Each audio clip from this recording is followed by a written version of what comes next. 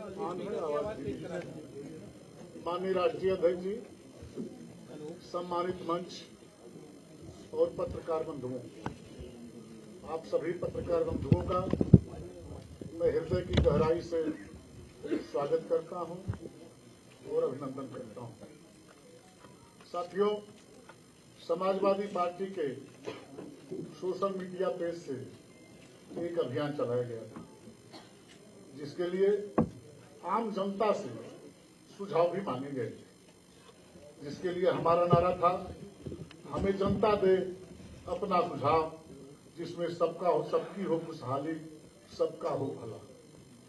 भिन्न भिन्न संस्थाओं द्वारा, आम जनता द्वारा जो भिन्न भिन्न सुझाव प्रस्तुत हुए थे, उसके आधार पर समाजवादी पार्टी ने विजन डॉक्यूमेंट्स तैयार किया है, जिसे अब मैं माननीय राष्ट्रीय अध्यक्ष से आग्रह करता हूं कि पत्रकार बंधुओं के सम्मुख समाजवादी पार्टी का विजन डॉक्यूमेंट्स प्रस्तुत करें। माननीय राष्ट्रीय अध्यक्ष।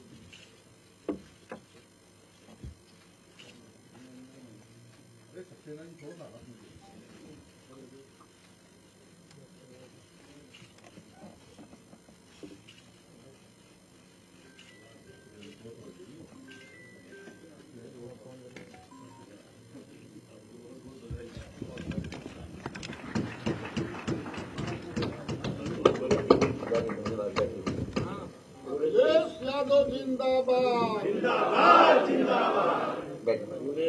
अब मैं माननीय राष्ट्रीय अध्यक्ष से आग्रह करता हूं कि समाजवादी पार्टी के विजन डॉक्यूमेंट्स को आप लोगों को प्रस्तुत करें।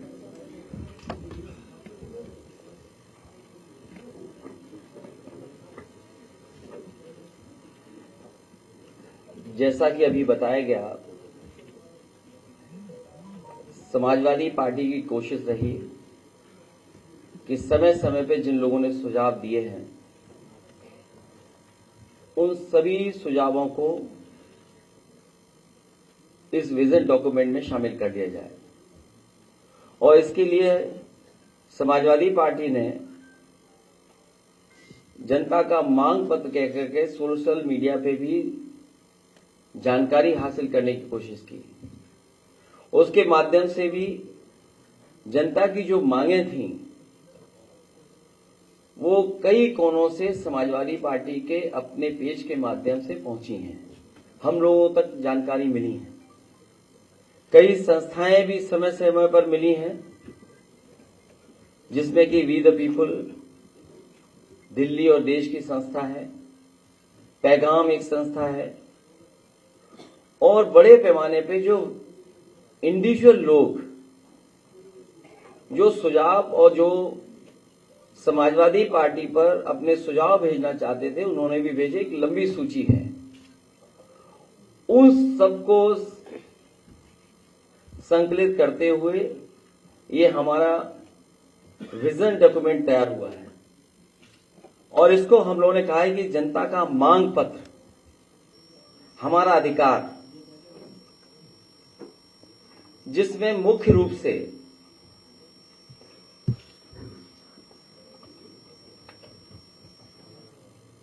क्योंकि मैं बहुत डिटेल में नहीं जाऊंगा, क्योंकि विजन डॉक्यूमेंट है, इसलिए जो मुख्य रूप से बातें रखी इसके अंदर, इस जनता के मांग पत्र में, वो सबसे पहले संविधान बचाने का अधिकार, लोकतंत्र की रक्षा का अधिकार, मीडिया की आजादी का अधिकार, लोकतांत्रिक संस्थाओं की स्वतंत्रता एवं स्वायत्तता का अधिकार, न्याय और समानता का अधिकार, सामाजिक न्याय का अधिकार।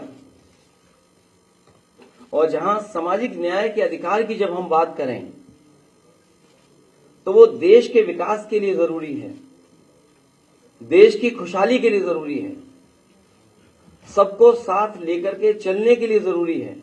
और जब हम इंक्लूसिव डेवलपमेंट की बात करें तो सामाजिक न्याय के बिना इंक्लूसिव डेवलपमेंट कैसा।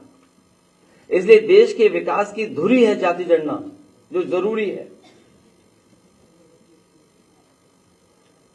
रोटी का अधिकार, महंगाई से निजात पाने का अधिकार, गरीबी से बाहर निकालने का अधिकार, सुरक्षित वातावरण में जीने का अधिकार, जातिवादी टिप्पणी से मुक्ति का अधिकार, गड्ढे मुक्त सड़कों पर चलने का अधिकार, 24 घंटे बिजली की आपूर्ति पाने का अधिकार, गरीब को भी उच्च श्रेणी की शिक्षा पाने का अधिकार हो, बेहतर स्वास्थ्य सेवा पाने का अधिकार, बेहतर सार्वजनिक परिवहन पाने का अधिकार, खेल प्रतिभाओं को निखारने के लिए आवश्यक संसाधन पाने का अधिकार, सुविधा से एफआईआर दर्ज कराने का अधिकार।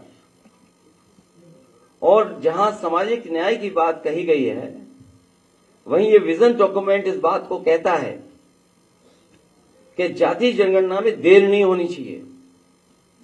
इसके लिए 2025 तक जाति आधारित जनगणना कराएंगे। इसके आधार पर 2029 तक सबको न्याय एवं हिस्सेदारी सुनिश्चित की जा सके। किसान कल्याण को लेकर के दुग्ध सहित सभी फसलों के लिए एमएसपी की गणना स्वामीनाथन फार्मूले के तहत हो, और जो फार्मूला दिया गया है C2, उसी के तहत किसानों को एमएसपी मिले। इसके अधिकार की बात ये विजन डॉक्यूमेंट करता है। इस देश के किसानों ने बहुत आंदोलन चलाया। पंजाब, हरियाणा, उत्तर प्रदेश या देश के कोने कोने से आए हुए किसानों ने समय समय पर सरकार से एमएसपी की मांग की, लेकिन इस सरकार ने हमेशा उन्हें अपनी ताकत से वापस करने का काम किया। समाजवादी पार्टी इस बात को मानती है कि किसानों को एमएसपी दिया जाए। बिना एमएसपी के उनकी खुशहाली के रास्ते बनाना संभव नहीं है। इसके लिए कानूनी गारंटी के रूप में सभी किसानों को एमएसपी उपलब्ध कराने का काम समाजवादी सरकार या समाजवादी लोग जब कभी सरकार में होंगे उसको लेकर के करेंगे। युवा और रोजगार, इधर जो देश के आंकड़े आ रहे हैं, बड़े पैमाने पर बेरोजगारी बढ़ी है।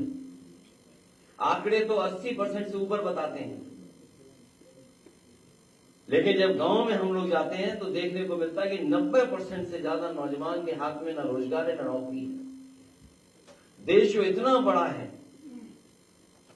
संसाधन की कोई कमी नहीं, लेकिन उसके बावजूद भी इतने बड़े पैमाने पर बेरोजगारी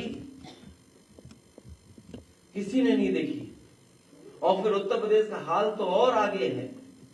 ये सरकार क्योंकि आरक्षण नहीं देना चाहती, इसलिए नौकरी नहीं देना चाहती, और जानबूझ करके पेपर लीक करा रही है सरकार।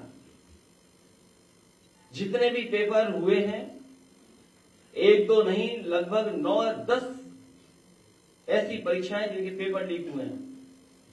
और जो पेपर लीक भी हुए हैं वो वहां पर हुए जहां पर बीजेपी की सरकारें हैं, और जो लीक करने वाले लोग हैं वो भी बीजेपी के शामिल लोग हैं।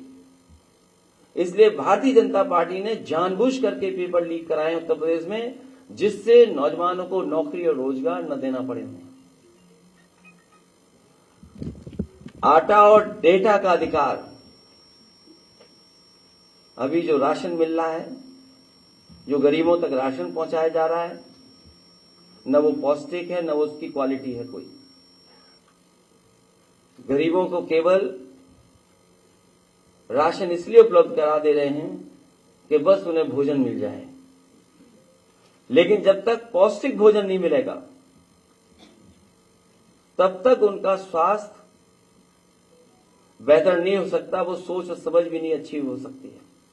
इसलिए आटा और डाटा का अधिकार की बात इसमें हम लोग कर रहे हैं।